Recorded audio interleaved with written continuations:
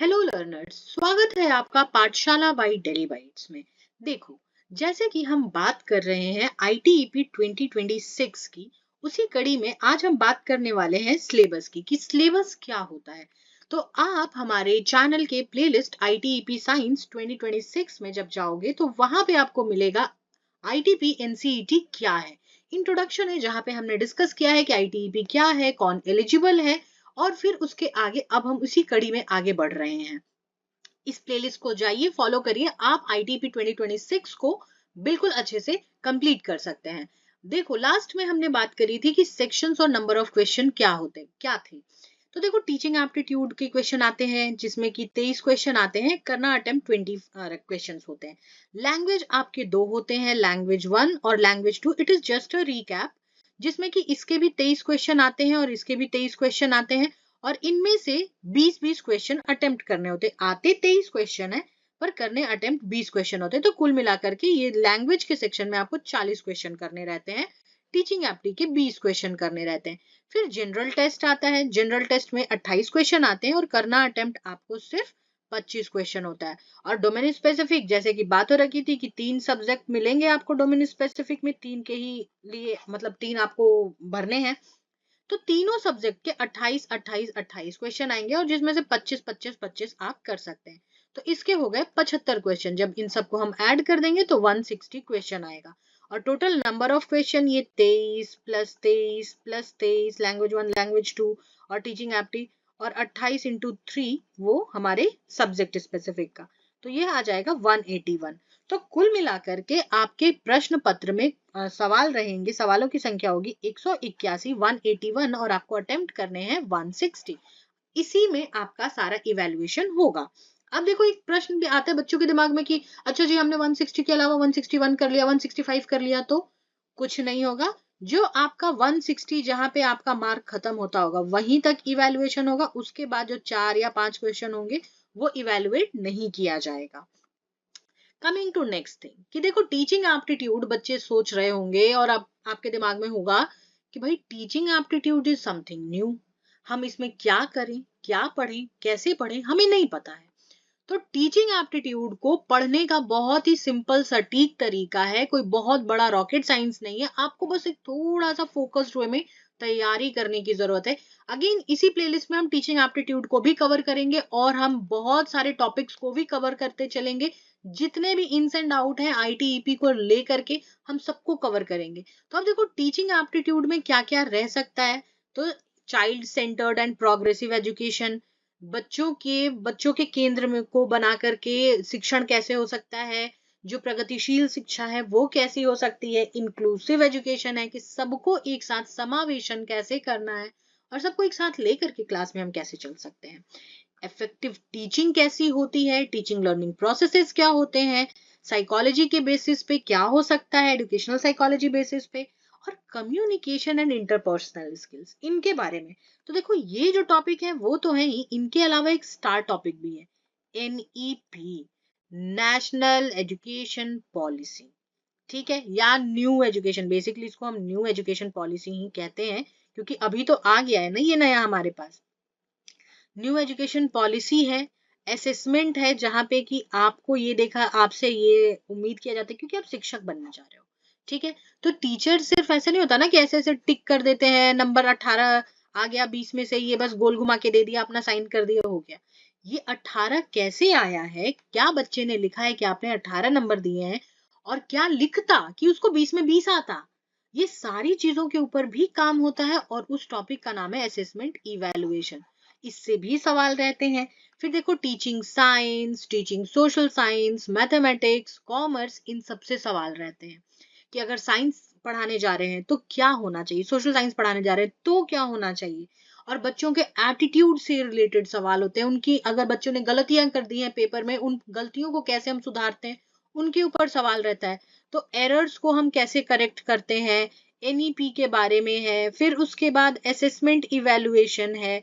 ये सब टॉपिक्स भी ऐसे अंडरलाइन टॉपिक्स हैं जो पूछे जाते हैं, और जो सब्जेक्ट स्पेसिफिक है हमारा, कि कौन से सब्जेक्ट को पढ़ाने के लिए हमें कौन सा टेम्परामेंट चाहिए, डेवलप कौन सा करना चाहिए, इन सब से रिलेटेड आपको कम से कम 3 सवाल यहाँ से, एक सवाल यहाँ से, एक सवाल इधर से, एक से दो सवाल इधर से, तो ये तो कुल मिला करके 7 से 8 सवाल यहाँ इन टॉपिक से बनते हैं। ठीक है, तो ये टीचिंग एप्टीट्यूड का सिलेबस है, वेयर वी डिस्कस कि टीचिंग एप्टीट्यूड में क्या चीजें आती हैं। एक एक करके हम इसको कवर भी करेंगे। अब देखो बारी आती है जनरल टेस्ट की। जनरल टेस्ट में आपको 28 क्वेश्चन देखने के लिए मिलेगा, आपको अटेम्प्ट इसमें से 25 करना है। अच्छा देखो, मैंने तो टीचिंग एप्टी का बताया ही नहीं। आपके टोटल 23 क्वेश्चन आएंगे और आप अटेम्प्ट करोगे इसमें से 20 क्वेश्चन। ठीक है, बड़े ही सरल होते हैं, आप आराम से 20 में 20 अटेम्प्ट कर सकते हो। और अगर गलत नहीं करना है, सिंस नेगेटिव मार्किंग वाला पेपर है, तब भी आप 15-18 तो कर ही सकते हो। इतना इजी पेपर होता है इसका। अब देखो जनरल टेस्ट के बारे में बात करें, तो जनरल टेस्ट में हमारा जनरल नॉलेज ऑब्वियस सी बात है, करंट अफेयर्स, जो भी स्पोर्ट्स से रिलेटेड कोई अवार्ड है उससे रिलेटेड आ गया, कोई मूवी है उससे रिलेटेड आ गया, ये सारी चीजें करंट अफेयर्स में। अवार्ड्स, स्पोर्ट्स, और कोई अगर मिलिट्री का एक्सरसाइज हुआ है, वो मिलिट्री एक्सरसाइज है, कोई सम्मेलन हुआ है जैसे ब्रिस्क है, नाटो है, या यूएन है, या कॉप है, इस तरीके के जो भी चीजें हैं, सीओपी जो होते हैं, ये कहाँ पे ऑर्गेनाइज हो रहा है। जैसे G20 समिट हुआ था, तो G20 समिट भारत में हुआ, क्या हुआ, कैसे हुआ, वो सारी चीजें। तो वो समिट्स और इस तरीके के जो सम्मेलन है, वो कहाँ पे उनका हेडक्वार्टर है, और कहाँ पे नेक्स्ट होने वाला है, ओलंपिक्स है, नेक्स्ट कौन सा देश है जिसको होस्ट करने वाला है। तो इस तरीके के करंट अफेयर्स के आपको सवाल मिल जाएंगे। और जीएस, ये जनरल नॉलेज की बात रही, तो अवार्ड्स एंड रिकॉग्निशन, जो पुराने अवार्ड्स हैं, वो दादा साहब फाल्के अवार्ड किसको मिला था, या फिर लास्ट ईयर का अवार्ड किसको मिला है, या ऑस्कर से रिलेटेड कोई सवाल है, तो वो करंट अफेयर्स और जनरल नॉलेज इन सब से रिलेटेड। बुक्स एंड ऑथर, ये again very important, books and author से एक सवाल तो आपको पक्का मिलेगा। ठीक है, बुक्स एंड ऑथर का एक मैच द फॉलोइंग या करेक्ट द फॉलोइंग, ऐसा कुछ ना कुछ आता ही है। मैथ के क्वेश्चन आपको देखने के लिए मिलेंगे, लॉजिकल रीजनिंग के क्वेश्चन देखने के लिए मिलेंगे, न्यूमेरिकल एबिलिटी के मिलेंगे, डेटा इंटरप्रिटेशन जिसको शॉर्ट में डीआई कहते हैं। सिंपल सवाल, ज्यादा मुश्किल नहीं। बेसिक कंप्यूटर, जैसे कॉपी पेस्ट अगर हम कर रहे हैं तो उसका कमांड क्या हो सकता है, प्रिंट है तो उसका कमांड क्या हो सकता है, या फिर इनमें से कौन सा ब्राउजर नहीं है, उसके 4 इनपुट डिवाइस कौन है, आउटपुट डिवाइस कौन है। बेसिक क्वेश्चन, ठीक है। और टीचिंग एप्टीट्यूड का देखो, इस सेक्शन में भी एक दो प्रश्न टीचिंग एप्टीट्यूड से लगते हुए हल्के फुल्के मिल जाएंगे आपको। अच्छा देखो, मैथ के बारे में मैंने बात करी कि मैथ के भी प्रश्न आपको देखने के लिए मिलेंगे। तो मैथ में पता है, बहुत ही सिंपल सा एक सवाल होता है, इंटरेस्ट, सिंपल इंटरेस्ट और कंपाउंड इंटरेस्ट। ठीक है, चक्रवृद्धि ब्याज और नॉर्मल ब्याज, ठीक है, सामान्य ब्याज। तो इन दोनों से एक प्रश्न, इन दोनों में से किसी एक से एक प्रश्न रहेगा। एक इक्वेशन सॉल्व करने के लिए प्रश्न दिया रहेगा कि ये एक्स और वाई की जो वैल्यूज हम निकालते हैं, वो सवाल एक आपको मिल सकता है, और श्योर शॉर्ट मिलेगा। फिर अर्थमेटिक प्रोग्रेशन से, जो आपने 9वीं 10वीं में पढ़ रखा है, उससे एक सवाल मिल सकता है। तो इस तरीके की सिंपल सवाल, कोई बहुत बड़े सवाल नहीं, एरिया, सरफेस एरिया वाला जो सवाल होता है, वॉल्यूम वाला जो सवाल होता है, इन सब से रिलेटेड सवाल आपको देखने के लिए मिल सकता है। और ये पक्के पक्के तौर पे, ये ऐसे टॉपिक्स मैं बता रही हूँ जो पक्के पक्के तौर पे आपको मिलेंगे ही मिलेंगे। अभी हम बैक ईयर का भी क्वेश्चन पेपर सॉल्व करेंगे तो आपको ये सारे टॉपिक्स मिलेंगे। Now coming to language proficiency, English Hindi, यहाँ पे बेसिक मैंने ले रखा है कि इंग्लिश हिंदी, जो बच्चा मान लो कि लैंग्वेज 1 इंग्लिश चुना है, लैंग्वेज 2 हिंदी चुना है, या फिर लैंग्वेज 1 हिंदी चुना है, लैंग्वेज 2 इंग्लिश चुना है, that doesn't matter at all. जो भी चुना है, ये इंग्लिश हिंदी से रिलेटेड बात करिए, और लगभग जो भी लैंग्वेज आप लोगे उसमें ये चीज सही ही बैठती है, फिक्स है। रीडिंग कॉम्प्रिहेंशन, फैक्चुअल बेसिस पे इन्फेरेंस के लिए लिटरेचर वाला, लिटरेरी, कोई लिटरेरी का कॉम्पोजिशन दे देगा, वो रहेगा आपको। वोकैब रिलेटेड, अब वोकेबुलरी से क्या सवाल आ सकता है, synonyms, antonyms, one word substitution, which is very famous, very very famous, ये आपको मिलेगा। देन ग्रामर पोर्शन से tense, voice, narration, prepositions, conjunctions, कौन से टाइप का सेंटेंस है, ये वाले सवाल।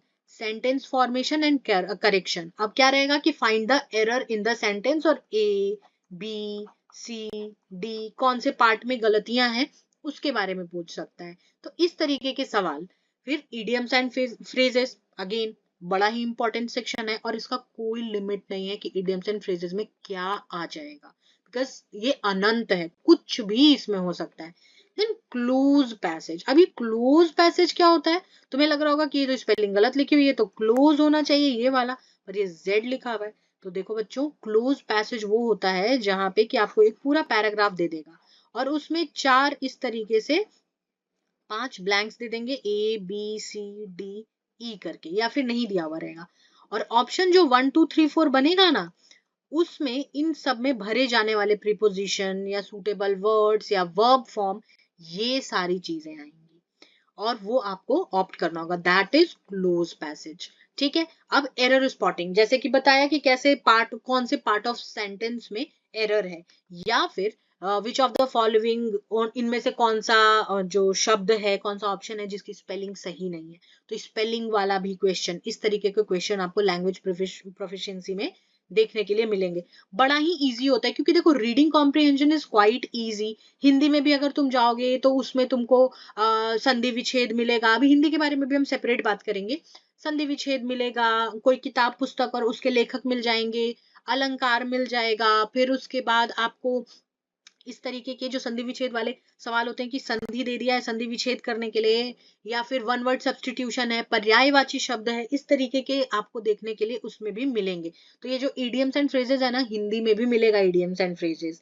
एरर स्पॉटिंग हिंदी में भी मिलेगा, टेंस, नरेशन, ये सब हिंदी में भी मिलने वाला है। सब कुछ हिंदी में भी मिलने वाला है।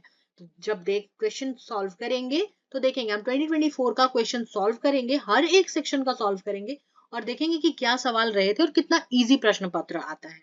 अब देखो साइंस सब्जेक्ट्स के बारे में बात करें डोमेन स्पेसिफिक नॉलेज में, तो तुम्हारे फिजिक्स के प्रश्न, केमिस्ट्री के प्रश्न और बायो या मैथमेटिक्स के प्रश्न, प्रश्न कितने आएंगे? 28। इसके प्रश्न कितने आएंगे? Very good, 28।